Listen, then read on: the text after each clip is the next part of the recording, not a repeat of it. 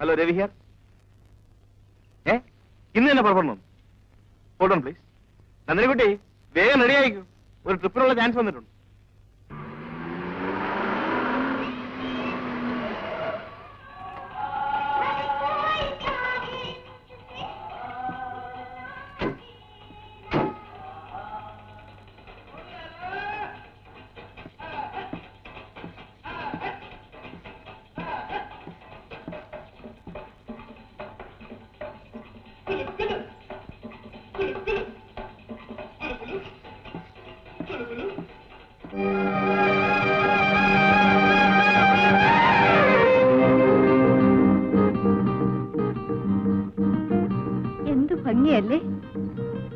എനിക്ക് ഭംഗിയൊന്നും നോക്കിയിരിക്കാൻ സമയമില്ല.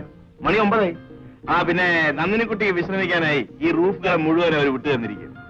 ഞാൻ വൈകുന്നേരം 4 മണിക്കെത്താം. അതുവരെ നേരം കളയാൻ രചന പുസ്തകങ്ങൾ കൊണ്ടുവന്നിട്ടുണ്ട്. പോട്ടെ.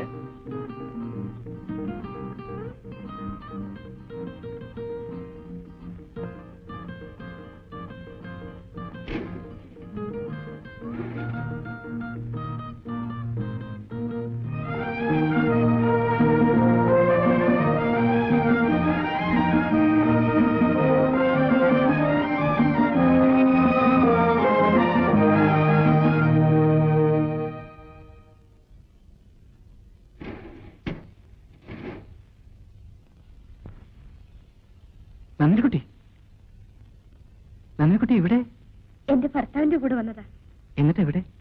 പുറത്തു പോയിരിക്കാം. വൈകുന്നേരം മടങ്ങി വരും.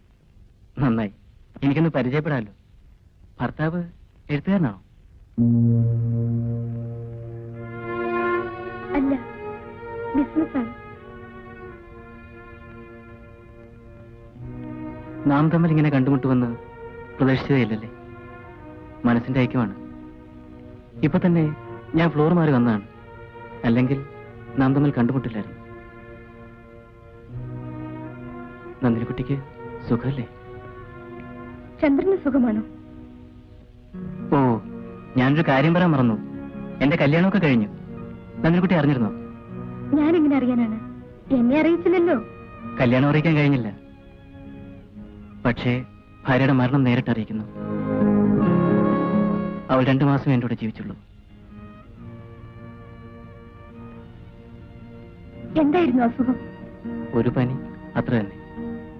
പക്ഷേ തെറ്റെന്റേതാണ്. എന്റെ ജാതകത്തിലുണ്ട് എനിക്ക് ഭാര്യ വാഴില്ലെന്ന്. ഇപ്പൊ തോന്നുന്നു എന്റെ പല പഴയ ആഗ്രഹങ്ങളും നടക്കാതെ പോയത് നന്നായെന്ന്.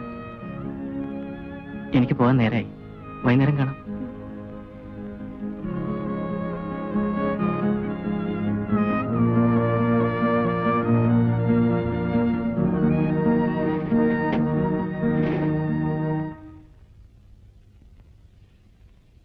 തെറ്റെന്റേതാണ്. എന്റെ ജാതകത്തിലുണ്ട് എനിക്ക് ഭാര്യ പാടില്ലെന്ന്. ഇപ്പൊ തോന്നുന്നു എന്റെ പല പഴയ ആഗ്രഹങ്ങളും നടക്കാതെ പോയത് നന്നായെന്ന്.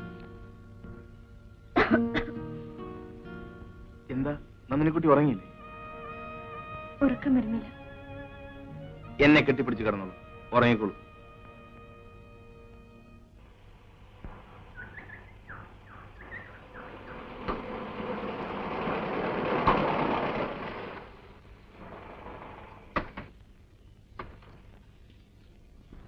എന്താ ബാച്ചിയുള്ള 1-ാം തീയതിയായിട്ട് വിശേഷം? 1-ാം തീയതിയായിട്ട് വിമാനാപകടമാ പത്രത്തിൽ വായിച്ചത്.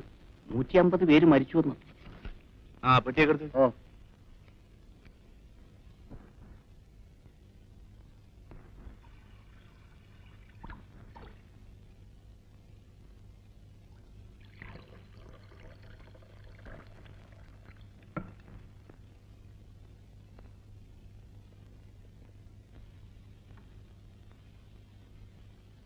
ചായ.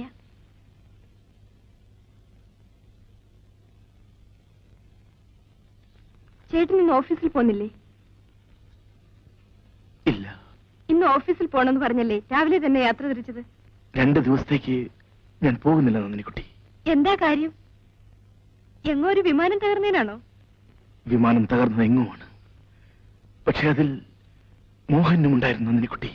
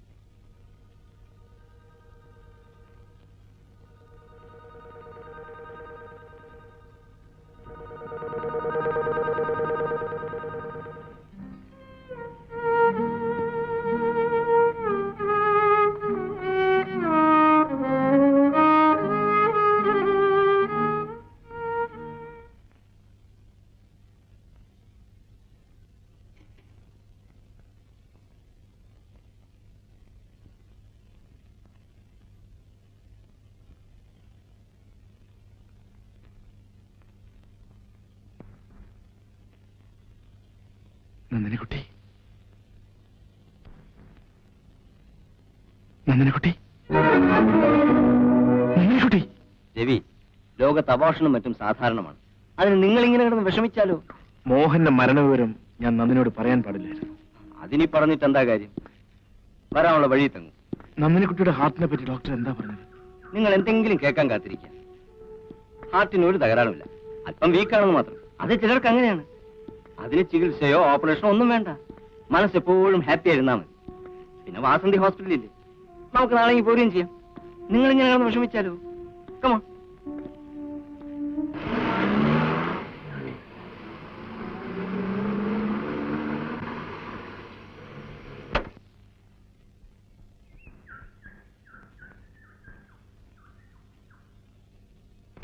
എടോ, താങ്കൾ ഓഫീസിൽ ഇരുന്നില്ലേ? ഞാൻ ഇന്നുകൂടി ലീവ് എടുത്താലോ എന്ന് ആലോചിക്കാം. വേണ്ട വേണ്ട. നന്ദിനിക്കുട്ടി, തന്റെ ഭർത്താവിയായിട്ട് ഭയങ്കര ഉഴപ്പാ. വേഗം ഓഫീസിലോട്ട് വിട്ടേക്കണേ.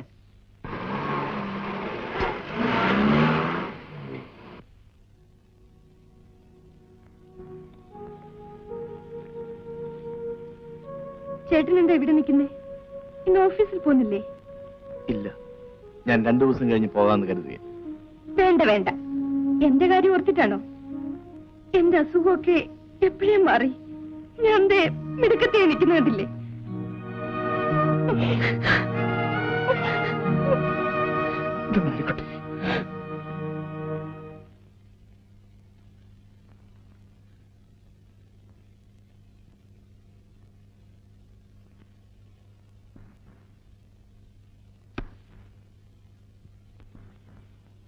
എന്നെ മനസ്സിലായോ? സാറിന്റെ ഭാര്യയില്ലേ? അകത്തേക്ക് വരൂ. ഇല്ല, കുഞ്ഞൊറ്റയ്ക്ക. എനിക്ക് ഒരു 25 രൂപ തരാമോ? അയ്യോ, പിന്നെന്താ? അദ്ദേഹം ഇവിടെ ഇല്ല, 2 ദിവസം കഴിഞ്ഞേ വരൂ. അയ്യോ, കുഞ്ഞൊറ്റയ്ക്ക് കിടക്ക്. അങ്ങോട്ടൊന്ന് വരാമോ? വരാം.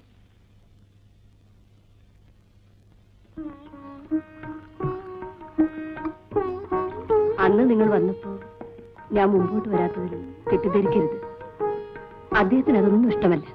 അതെന്താ അങ്ങനെ? അങ്ങനെ അദ്ദേഹത്തിന്റെ പ്രകൃതം. രാത്രിയിൽ ഇവിടെ നടക്കുന്ന ബഹളമൊന്നും അപ്പുറത്ത് കേൾക്കാറില്ലേ? എന്താ അങ്ങനെ?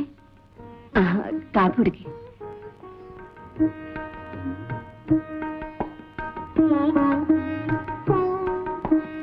രാത്രിയിൽ കുറച്ച് ബഹളമുണ്ടാക്കിയാൽ അദ്ദേഹത്തിന് ഉറക്കം വരും. ഒന്നുകിൽ എന്നെ തല്ലണം, ഇല്ലെങ്കിൽ എന്തെങ്കിലും തല്ലി പൊട്ടിക്കണം. പക്ഷേ എന്നോട് ഇങ്ങനെയൊക്കെയുള്ളൂ. പുറത്തുള്ളവരോടൊക്കെ നല്ല മര്യാദയായിട്ടാണ് പെരുമാറുന്നത്.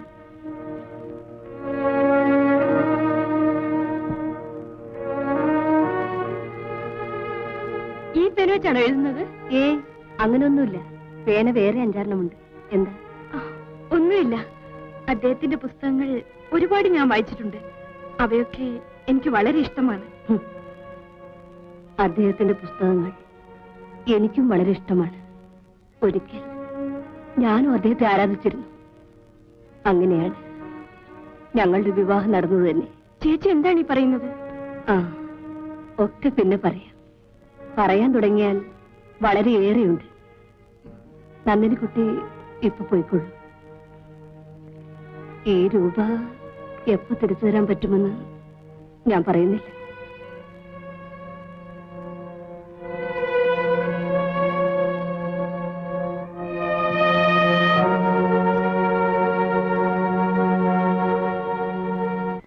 അപ്പുറത്തെ ചേച്ചിയില്ലേ, അവര് വന്ന് 25 രൂപ വാങ്ങിയിട്ട് പോയി. വല്ല ആവശ്യവും കാണുമായിരിക്കും. എഴുത്തുകാർക്ക് കാശ് കിട്ടില്ലേ ചേട്ടാ? കിട്ടുമായിരിക്കും. എവിടാ? ആര് കൊടുക്കാനാ? ഇപ്പൊ 30 അല്ലയോ എഴുത്തുകാര്. എന്റെ ഇളയ മകനും തുടങ്ങിയിട്ടുണ്ട് കുറേശ്ശെ കഥ എഴുത്ത്. ഇന്നലെ ഞാൻ പിടിച്ച് 2 അലക്കങ്ങ് കൊടുത്തു. അതെന്തിനാ പാച്ചുപിള്ളേ? എന്തോത്തിനാ എഴുത്തുകാരനാവുന്നേ? വേറെ പണിയൊന്നും ഇല്ലയോ? അങ്ങേരെ തന്നെ കണ്ടില്ലയോ? എത്ര കിട്ടിയിട്ട് എന്തുവാ പ്രയോജനം? പക്ഷെ അവൻ കുടിച്ചു തീർക്കല്ലയോ? കുടിക്കോ? കൊള്ളാം, കുടിക്കോന്ന്. ആ ചെറുക്കനെ പിന്നെ എന്തിനാ നിർത്തിയിരിക്കുന്നേ? അവൻ ആ ദിവസവും സാധനമൊക്കെ വാങ്ങിച്ചു കൊടുക്കുന്നേ. അതും അകത്താക്കിക്കൊണ്ടാ ഈ അടിയും പിടിയും. മിനിഞ്ഞാന്ന് ഞാൻ എന്റെ കണ്ണുകൊണ്ട് കണ്ടതാ ആ സ്ത്രീയെ കഴുത്തി പിടിച്ച് തള്ളുന്നേ. പാച്ചുള്ള കടയടയ്ക്കുന്നതിന് മുമ്പ് പോയി സിഗരറ്റ് വാങ്ങിച്ചോണ്ട് വരും. ഓ, സത്യമാണോ ചേട്ടാ ഇത്? നമുക്ക് എന്ത് വേണം നന്ദിനിക്കുട്ടി? അവരെങ്ങനെ വേണേലും ആയിക്കോട്ടെ. വരൂ, നമുക്ക് പോയി ഉണ്ണാം. രവിയേട്ടാ, അഗ്നിപേടകം, മരീചിക, സത്രം, വേനൽ. ഒരു സാധാരണ ഭാര്യ കൊടുക്കുന്ന കുറിപ്പിൽ ഉപ്പിന്റെയും മുളകിന്റെയും കണക്കാണുണ്ടാവുക. ഞാനൊരു അസാധാരണ ഭർത്താവാണല്ലേ? പിന്നെ ഒരു കണ്ടീഷൻ, മേലാൽ പകൽ മാത്രമേ വായിക്കാവൂ, രാത്രി ഉറക്കം ഒഴിച്ചിരുന്ന് വായിക്കരുത്. സമ്മതിച്ചോ? സമ്മതിച്ചു. പിന്നെ പാച്ചുള്ളിക്ക് വീട് വരെ പോണമെന്ന് പറഞ്ഞു. പോയിക്കോട്ടെ, എന്താ? ശരി. ആ.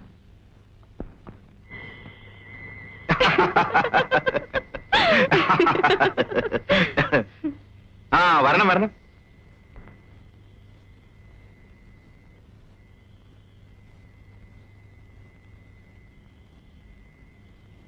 ഞാനൊരു സെമിനാറിൽ പങ്കെടുക്കാൻ പോയതായിരുന്നു.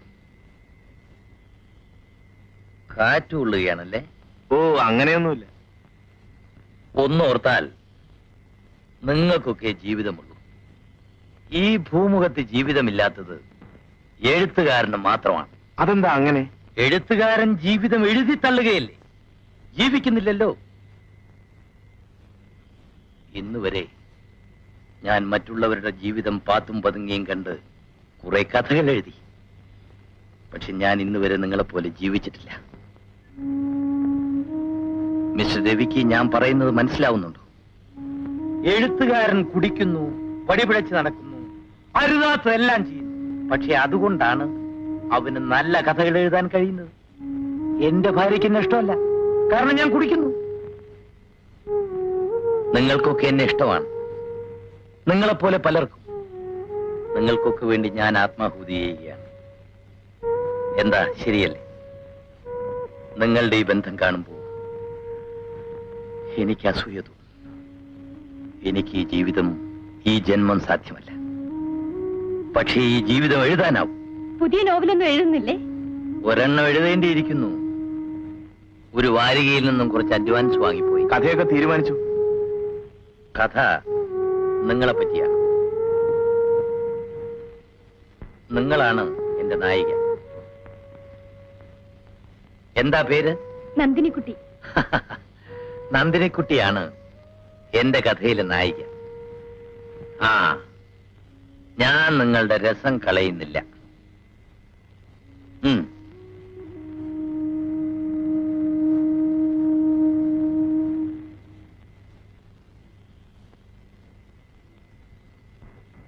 കുടിച്ചിട്ടുണ്ടല്ലേ?